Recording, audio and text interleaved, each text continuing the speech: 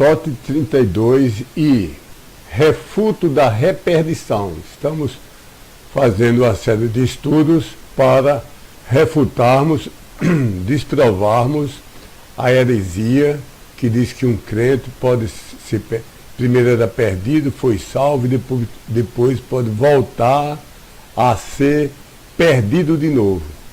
E vamos ver hoje passagens referentes ao que é chamado de pecado imperdoável. Isso é um pecado que veremos que foi um pecado super específico, que foi cometido só uma vez em todos os séculos, foi cometido somente por algumas poucas pessoas, e essas pessoas nunca creram nem foram salvas e viveram nos dias de Jesus sobre a terra. De mais de 114 versículos claros e explícitos, nós já provamos que, ao menos a nós, os verdadeiros crentes dessa dispensação atual de assembleias locais de convertidos gentios, Deus garantiu que, uma vez salvo, sempre salvo, preservado pelo poder e fidelidade de Deus, mesmo que na terra sejamos fracos, fraquejemos, possamos cair em pecados e sejamos disciplinados e no céu percamos galardões. Agora refutaremos tentativas de objeções, isso é, pessoas que querem por fim da força que o crente possa ser salvo, ser perdido, ser salvo, ser perdido, ser salvo, ser perdido indefinidamente. E refutaremos essas tentativas que alegam as seguintes passagens: Mateus 12, 31 a 32, Marcos 3, 28 a 30, Lucas 12, 10. Como podemos notar facilmente, essas passagens estão no grupo de capítulos da Bíblia, de Mateus até Atos, de Hebreus até Judas, que são direcionadas a igrejas em transição. Não são já as igrejas plenas, constituídas somente de gentios, as igrejas tendo o Novo Testamento completo ou quase completo, igrejas de gentios convertidos sem nada mais com o judaísmo antigo. Então não são dirigidas à igreja como as nossas. E são igrejas de novos professantes que tinham origem gentílica alguns e origem judaica outros. Mas a maioria era de judeus. E mesmo esses judeus formavam uma grande mistura. Havia os realmente salvos, os verdadeiros judeus convertidos e cristãos e crendo em Cristo e salvos, e aqueles que estavam no umbral, no vestíbulo, na porta, na entrada, na fronteira, na divisa entre a graça só pela fé, que estava diante deles, e atrás estava o judaísmo, e eles não queriam se separar do judaísmo e da lei e do Velho Testamento. Por isso nós precisamos examinar muito bem o contexto de cada passagem dos livros, tanto os evangelhos, como as cartas de Hebreus a Judas. Precisamos examinar muito bem. Às vezes num versículo está falando a judeus convertidos, e no outro versículo, às vezes no mesmo versículo, está falando a judeus que ainda estão no limiar, quase salvos, mas ainda não salvos. Se uma passagem se referir aos judeus ainda sob o limiar da salvação, mas não na salvação, então tal escritura não tem que se aplicar a nós da atual dispensação das assembleias locais e convertidos gentios.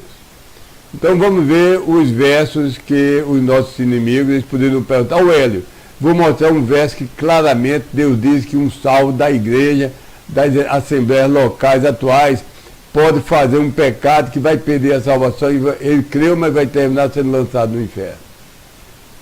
Então podemos responder. Primeiro vamos ver primeiro que versículos são esses.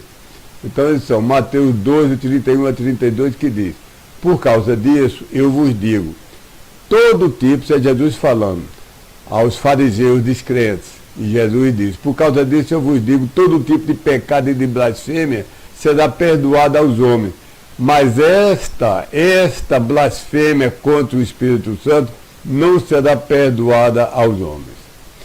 E tudo que qualquer homem que fale uma palavra contra o Filho do Homem, isso lhe será perdoado. Todo e qualquer um, porém, que fale contra o Espírito, o Santo, isto não lhe será perdoado nem neste mundo nem naquele que está vindo.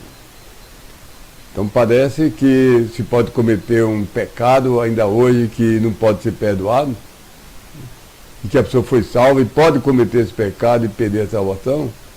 Não é, porque não está dentro disso aqui, que é um crente que está fazendo isso.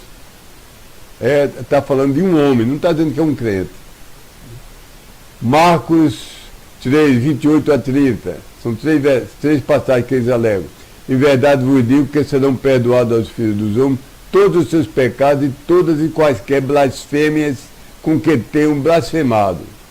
Todo e qualquer um, porém, que blasfema contra o Espírito, o Santo, não tem remissão para o sempre, mas culpado é de eterna condenação. Mas presta atenção no verso 30. Por que Jesus disse isso? Porque eles diziam, um espírito imundo ele tem, referindo-se a Jesus. Então, toda essa frase foi dita por esse motivo. Eles diziam que Jesus tinha um demônio, um espírito imundo. Lucas 12, 10. E a todo aquele que dirá uma palavra contra o Filho do Homem, ela lhe será perdoada. Mas a aquele, havendo blasfemado contra o Espírito, o Santo, não lhe será perdoado. Então vamos responder. Em primeira instância, sim, toda e cada escritura é dada por assopro de Deus e proveitosa, etc. Segundo Timóteo 3,16. Mas são somente Romanos, até Filemão, que foram expressamente escritos, endereçados, explicitamente diz Paulo à igreja de Roma, Paulo à igreja dos Gálatas, Paulo à igreja em Corinto, etc. São expressamente essas partes da Escritura, de Romano a Filemão, que foram endereçadas nas primeiras linhas, endereçadas a igrejas, endereçadas a pastores ou endereçadas a membros de igrejas. Igrejas neotestamentárias de convertidos gentios, e ao falar sobre os seus salvos, e aos seus salvos, elas sempre se aplicam a nós. Quando Romanos está falando aos salvos, se aplica a nós. Quando 1 Coríntios está falando aos salvos, isso se aplica a nós. Quando 2 Coríntios se refere aos salvos, isso se aplica a nós e assim por diante. Portanto, sempre que há uma aparente contradição entre um verso, entre Romano e Filemão, e outro verso das demais partes da Bíblia, Gênesis, Êxodo, Mateus, Lucas, Judas, 1 Pedro, 2 Pedro, se há uma aparente contradição, nós sabemos que Deus nos contradiz nunca, por um segundo e por um milímetro, particularmente ao falar sobre a salvação. Tudo fica fácil e imediatamente resolvido se ambos os contextos nos dão permissão para interpretarmos assim. O versículo em Romano até Filemão se aplica diretamente a nós. Quando está falando da segurança da salvação, que nenhuma criatura poderá nos separar do amor de Deus, por exemplo. Isso se aplica a nós, os crentes dessa dispensação de Assembleia Local e de convertidos gentios. E outros versos, o outro verso, aparentemente contraditor, se aplica a outras pessoas de outras dispensações. Então não tem se usarmos essa regra do bom senso, não há contradição na Bíblia. Deus ordenou coisas na lei, por exemplo, não usar roupa de tecido misturado, mas não ordenou para mim. Então se aplica ao judeu, não se aplica a mim. Deus ordenou que cada criança macha fosse circuncidada, ordenou ao judeu. Eu não tenho que fazer isso com meus filhos nem comigo. E há milhares de coisas assim. Temos que saber dividir a escritura. Uma carta que vem para mim é diferente da carta da mesma pessoa que vem para o meu vizinho. Se meu pai escreve para mim, é uma carta amorosa, e ele, se for um juiz e estiver escrevendo a uma pessoa fora da lei, é muito diferente. Então temos que saber fazer, a Bíblia ordena que façamos divisão entre a Escritura, comparemos Escritura com Escritura e notemos as dispensações que Deus tem. Essas passagens, essas três que você me trouxe, querido objetor, são de livros e capítulos escritos para igrejas em transição. As igrejas que nós vemos em Mateus, Marcos, Lucas, João e Atos, são igrejas em transição e mistas, com novos professantes, de origem gentílica, com uns poucos, mas principalmente de origem judaica, principalmente ou quase completamente de origem judaica. Nos 4 evangelhos eu lembro de uma salva que era gentílica, que eu lembro agora, daquela mulher Ciro-Fenícia. Então a igreja que havia em Mateus, em Marcos, Lucas e João, era igreja com 99,99% da sua membresia constituída de judeus convertidos. Agora havia uma mistura. Ali havia realmente salvos, os judeus realmente salvos, e havia aqueles que estavam no vestíbulo, quase entrando na graça e dizendo só pela graça, só pela fé, mas quase entrando, mas ainda agarrados à lei. Não matarás, não tocarás nisso, não comerás aquilo, e pensando que guardando a lei, fazendo as obras, ou ganhava a salvação, ou conservava a salvação, ou melhorava a salvação. Então eram judeus quase salvos, mas não salvos. A sua passagem fala a e sobre judeus ainda sob o limiar da salvação. Portanto, não se aplica a nós da atual dispensação de assembleias locais de convertidos gentios. Portanto, tais alegações nem sequer merecem começar a ser consideradas. O que está dito ali a um fariseu não se aplica a mim, um crente. Ali está falando a um judeu, eu sou um brasileiro. Então, nem começar a merecer ser considerado o que foi dito a outro contexto, em outra dispensação, a outro povo diferente, e vamos ver que essas pessoas nem salvas eram. Pense bem, se eu parasse agora e dissesse, vamos dar por terminado, pense bem como isso obedece à lógica. A lógica exige isso, que o que é dito a um outro povo, de outra dispensação, de outro grupo de regras, não se aplica a nós que estamos noutra dispensação e temos o Novo Testamento e nos guiamos por ele e não pelo Velho Testamento. Eu poderia então, sem nenhum desrespeito, encerrar minha resposta por aqui. Mas vamos continuar.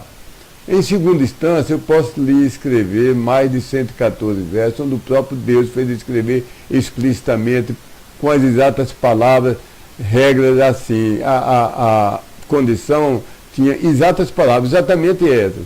Crê tu, recebe tu, se creres e confessares, se te arrependeres e creres. E do lado do resultado, da consequência garantida, tinha palavras como vida eterna, vida que dura para sempre, não entrará em condenação, nunca perecerá, será preservado, nenhum ser criado poderá nos separar para longe do amor de Deus. Um exemplo, vou dar 2 exemplos. João 3,18 diz, quem nele crê, olha a regra, consequência, não é condenado. E Deus é um Deus de absurdo, Deus é eterno e tudo dele, quando ele declara que vai fazer uma coisa, é eterna. Quem nele crê não é condenado nunca, jamais, em tempo algum. João 5,24 diz, em verdade vos digo, que quem está dando ouvidos à minha palavra, está crendo para dentro daquele havendo-me enviado, tem, é um presente, já tem a vida eterna. Vai no dicionário e vai relembrar que eterno significa aquilo que nunca tem fim, nunca termina, nunca é abolido, nunca é anulado. E para dentro de condenação não vem, mas tem passado, proveniente de dentro da morte, para dentro da vida. João 10, 28, estou dando 3 exemplos, 28 e 29, diz, e dores é dado, não é emprestado, não é comodato. Dores, e Deus não é um canária que dá e toma, dá e toma. Quando ele dá, está dado. E dores a vida é eterna. Eterna é aquilo que nunca pode ter fim, nunca é retomado. E Deus enfatiza mais, e nunca hão de perecer. E ninguém, nenhum ser que foi criado, inclusive você mesmo, eu mesmo, ninguém as arrebatará da minha mão, nem o diabo, nem as legiões de anjos maus, caídos, todos reunidos, toda a humanidade ímpia, todos os demônios e o diabo como capitão, fazendo força, não tira da mão de Deus. Meu Pai, continuando verso 29, que mais deu é maior do que todos, e ninguém pode arrebatá-la da mão de meu Pai.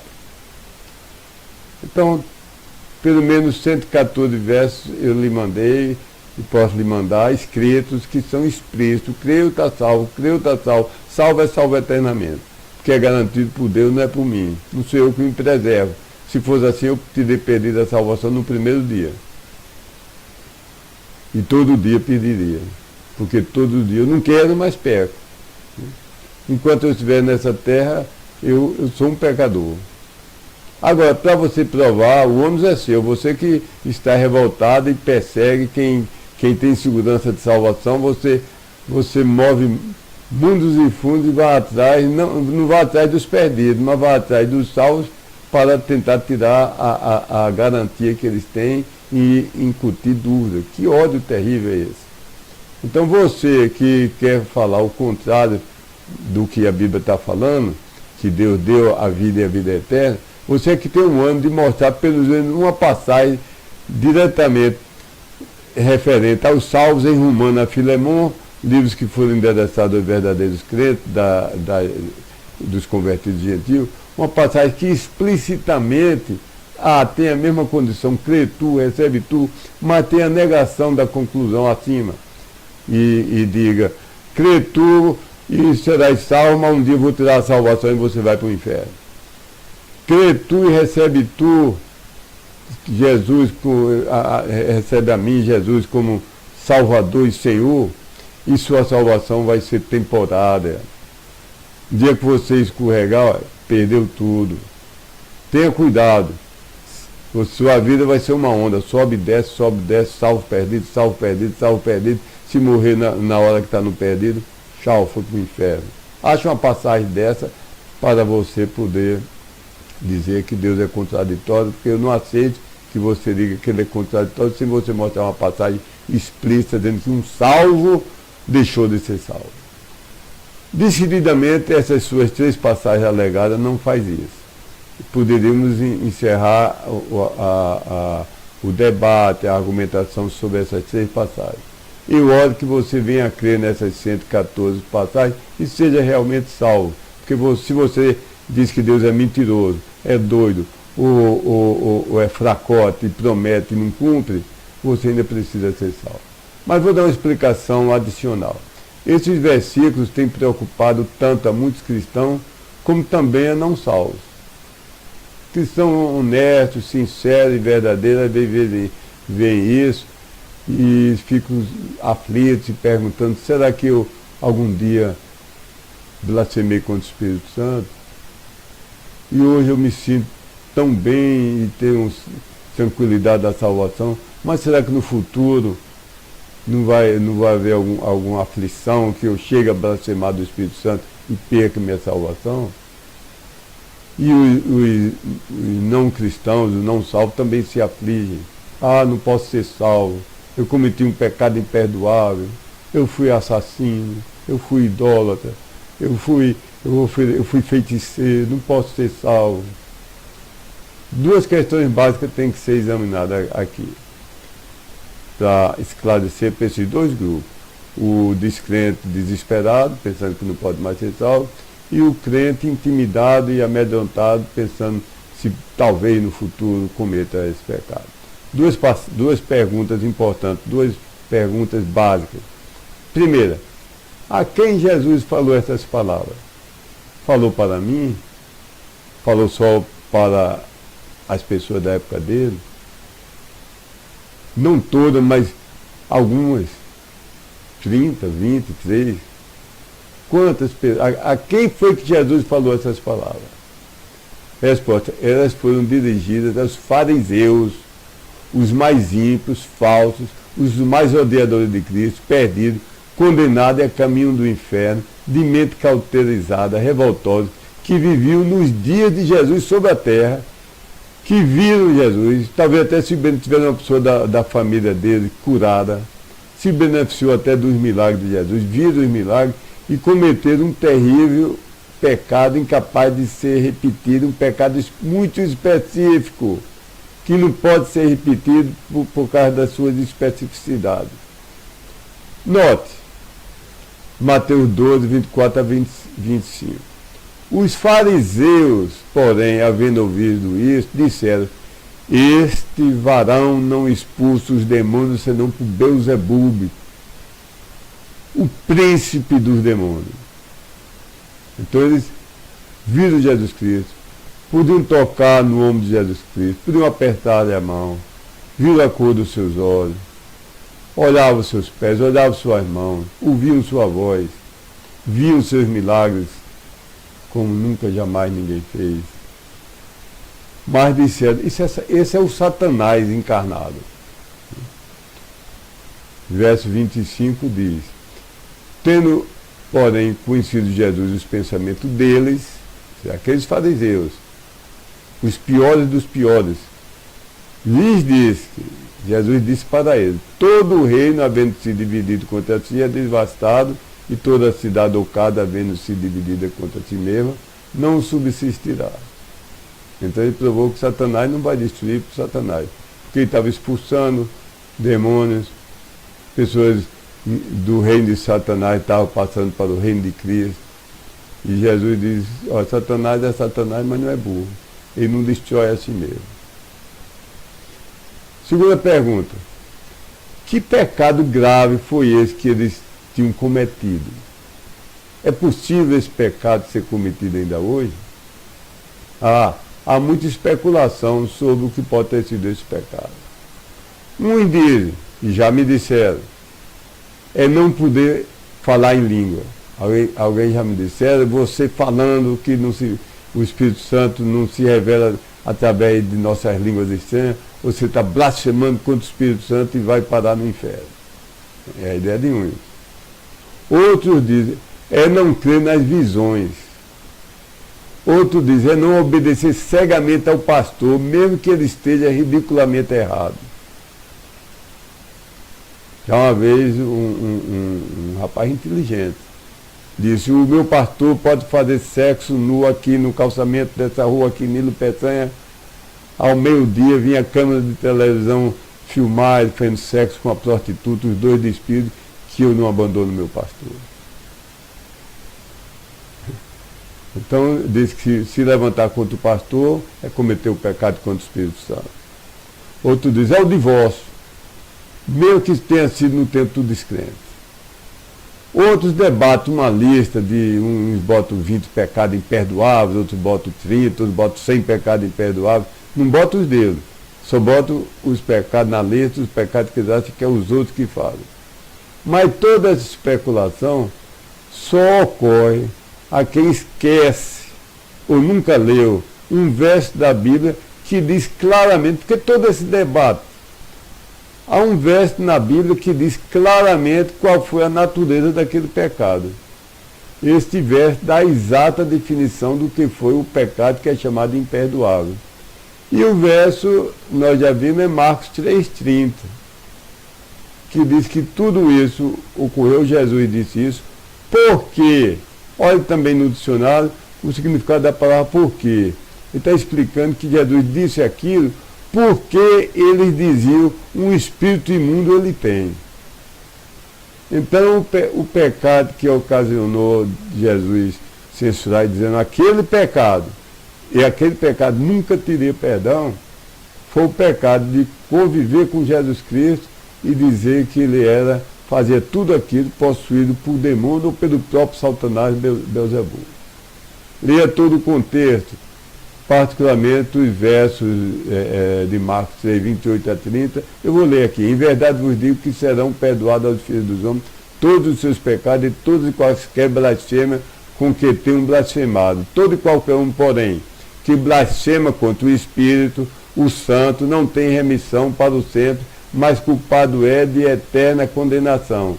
Aí o verso 30 é o que explica por que a razão, o motivo, a causa que Jesus estava dizendo isso, a causa específica, é porque eles diziam um espírito imundo ele tem.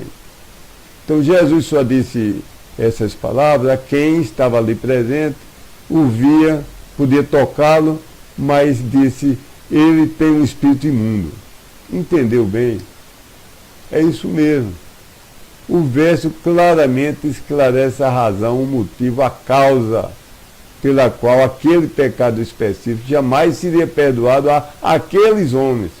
específicos, daquele tempo e situação específicos. Era imperdoável porque eles diziam, referindo-se a Jesus, que ele diariamente viu no próprio corpo dele, de Jesus, eles disseram que Jesus tinha um espírito imundo. Deixemos o Willmington falar. Muitas das coisas que eu falo aqui são minhas, e talvez metade vem de um livro, Guide to the Bible, que é um guia, aliás, para ler a Bíblia, de Willmington. Vou agora ler o que ele falou. Por muitos meses, ou mesmo uns poucos anos, eles tinham tido o grande privilégio de ouvir os sermões do Salvador, de ver seus poderosos milagres. Alguns desses fariseus fizeram isso quase todos os dias, com ódio seguindo Cristo de aldeia em aldeia. Havia pelo menos uma comissão, pelo menos 10, 20 ou 30, seguindo Cristo.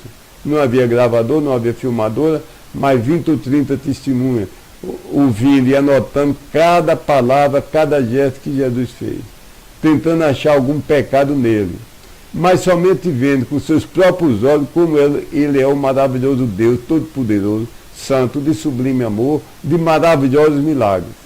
Talvez seguido a Jesus Cristo 1 ano, 2 anos, 3 anos, dia a dia, aquela matilha de lobos procurando registrar uma palavra, um gesto errado de Jesus Cristo. Mas ao invés de crerem, eles desagradaram o Filho de Deus. Aliás, degradaram, insultaram, da forma mais tremendamente blasfema e injuriosa imaginável. Eles podiam ter dito, é preguiçoso, é mau, é parcial, protege os apóstolos, os discípulos. Tudo isso já seria um pecado enorme, porque é mentira. Mas eles pensaram na maior ofensa possível e acusaram-no de realizar milagres somente através da energia do próprio Satanás, o príncipe dos demônios. Foi ao fazer isso que eles cometeram o pecado imperdoável. O que mais poderia o próprio Deus fazer para convencê-los? O grave pecado deles não foi com toda certeza que eles não podiam crer, devido à falta de informações, provas e chamados. Não é que eles moravam muito longe, nunca ouviram falar, nem sequer falar de Jesus Cristo. Não é, o pecado deles não foi que eles não puderam crer, não tiveram a oportunidade de crer. Mas que eles determinaram-se jamais querer crer. Fizeram um voto entre eles, não vamos crer nesse homem, nem que ele faça o maior milagre, nem que ele desça, nem que ele veja o céu aberto, Deus dizendo, esse é meu filho amado, nós não vamos crer. Por mais abundantes e irresistíveis que fossem as informações, provas e chamados, eles não queriam crer. À luz, tendo visto o que foi dito acima, o pecado imperdoável não mais pode ser cometido hoje, porque as condições desse pecado foram pessoas que conheciam a Bíblia, que eram professores da Bíblia, seguiram Jesus, viram os seus grandes milagres, puderam tocar em Jesus, ouvir suas palavras, ver com os próprios olhos, sentir sua respiração, ver a cor dos seus olhos, mas fizeram essa revolta inominável. E isso não pode mais ser cometido hoje, porque Jesus não está andando no seu corpo por aqui, com o seu corpo terreno, fazendo milagres. Se um descrente em prantos lhe disser, meu amigo, que cometeu um pecadão e agora chora porque anela ser salvo e acha que Deus não vai lhe permitir, esse é o sonho de todo grande evangelista, quando a pessoa diz, eu quero ser salvo, mas eu cometi um pecado tão grande. Eu dei um chute numa santa católica quando ninguém me estava olhando. Eu joguei pedra na igreja católica. Eu fiz. Quando alguém disser, eu sou homicida, ninguém nunca me pegou, me descobriu, mas eu cometi homicídio. Eu não posso ser salvo. E explique que a aflição que ele está sentindo, que ele está chorando, aquela angústia, é justamente a evidência da ação do Espírito Santo chamando para a salvação. Se não fosse isso, ele não estaria. Se fosse o diabo, estaria ele tranquilo, sem nenhum medo. Mas é o Espírito Santo que está dizendo que você precisa ser salvo. Explique tudo acima e lhe fale do doce convite do maravilhoso Evangelho. Eu acho que eu não tive ainda a oportunidade na minha vida de me deparar com uma situação dessa. Mas meu grande mestre e pastor e professor, Otonel Feliciano Mendes, falecido, um grande evangelista, nenhum dia de sua vida se passou se ele não estivesse de cama adoentado, que ele não saísse nas ruas para evangelizar nas praças, no mercado livre, nos ônibus, em todo canto, até quando ele via arranjar um dinheiro e opção para ele ir a um congresso, até no avião ele evangelizou. Era um evangelista, ele fez um voto de a cada dia evangelizar quantos pudesse. E ele me falou de vários casos, de prostitutas, de assassinos, de tudo que você possa imaginar, que foram salvos. Agora, por outro lado, se alguém que já creu biblicamente no Cristo da Bíblia, portanto, mesmo que a denominação não ensine isso, ele foi salvo irreversivelmente, a salvação é irreversível. É como uma vez pescando, um anzol entrou aqui na minha mão e tem uma farpa e tiveram que ir até o outro lado para cortar com o alicate. Porque se puxar para trás, não pode. Então tem condições irreversíveis.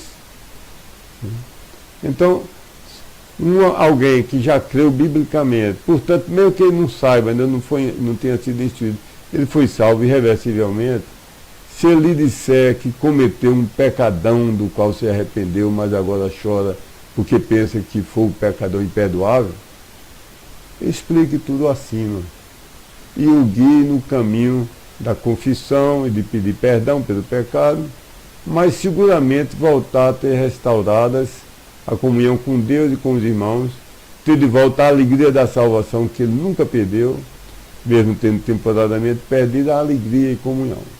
Ele perdeu a alegria e comunhão porque estava em pecado, sem confessar, mas quando confessa, volta a ter plena alegria e comunhão com Deus e com os seus irmãos das igrejas. Salmo 117, termino com esse versículo. Louvai ao Senhor, ó todas as nações, louvai-o a todos os povos, porque a sua misericordiosa bondade é grande para conosco, e a verdade do Senhor dura para sempre. Louvai ao Senhor. Quão maravilhoso é o Senhor. Não fosse a sua misericórdia, eu voltaria a ser perdido a cada dia. Mas a sua misericórdia e a sua fidelidade me preservam, mesmo que eu caia naquilo tão negro que eu não consigo nem imaginar. Não há pecado que eu possa fazer, do qual eu não possa... mesmo se eu não me arrepender, Deus pode me tirar da terra. Mas não há pecado que me faça perder a salvação, porque Ele é fiel, mesmo eu sendo infiel. Terminamos esse estudo de hoje. E ó você que sempre batalhou contra esses 114 versos cristalinamente claros e explícitos, onde Deus garante que é Ele que preserva imutável e eternamente salvo a quem nele creu, para o bem de sua alma. Ó meu amigo, eu rogo em amor ardente, lhe empurro para você ser salvo. Você ainda não é salvo, você pode ser zeloso, esforçado, religioso, pode ser seminarista, pode ser um pastor, mas se você não crê nessas 114 promessas, você não é ainda um crente, não é salvo. E eu ardentemente, com compaixão, com amor, eu lhe animo e exorto a se humilhar, se arrepender, pedir perdão a Deus por nunca ter crido nesses versos, creia nele e invoque Cristo como seu pessoal salvador, eternamente lhe preservado. Deus lhe abençoe, meu amigo.